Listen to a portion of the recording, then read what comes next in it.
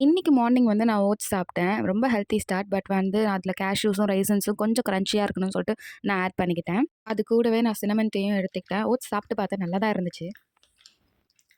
It's good. Actually, it is good. லஞ்சுக்கு பன்னீர் butter மசாலாவும், சப்பாத்தியும் பண்ணேன். கிரீமி, பட்டரி அண்ட் ஃபுல் டெஸி வைப்ஸா இருந்துச்சு. பன்னீர் கூட ரொம்ப சாஃப்ட்டா இருந்துச்சு. ஈவினிங் போல ரொம்ப லைட்டா இருக்கட்டும்னு சொல்லிட்டு ஸ்வீட் கார்ன் தான் நான் எடுத்துக்கிட்டேன். அதில வந்து பட்டரு, சால்ட்டு அப்புறம் சில்லி பவுடர் போட்டு மிக்ஸ் பண்ணி அத அப்படியே நைட்டு சாப்பிட்டு முடிச்சுட்டேன். அதுக்கப்புறம் காஃபி குடிக்கணும் போல இருந்துட்டே இருந்துச்சுன்னு சொல்லிட்டு நான் காஃபியும் குடிச்சிட்டே இருந்தேன்.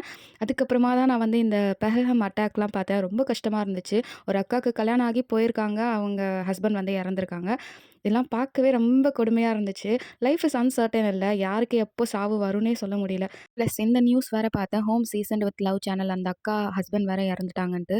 என்ன நடக்குதுன்னே ஒண்ணும் புரியல. ரொம்ப பிரேயர்ஸ்ல நம்ம வச்சுட்டு இருந்தோம். ஆனா வந்து அன்எக்ஸ்பெக்டடா இப்படி நடந்துடுச்சு. என்ன சொல்றதுன்னே தெரியல. ஸ்டே ஸ்ட்ராங் அபி அக்கா.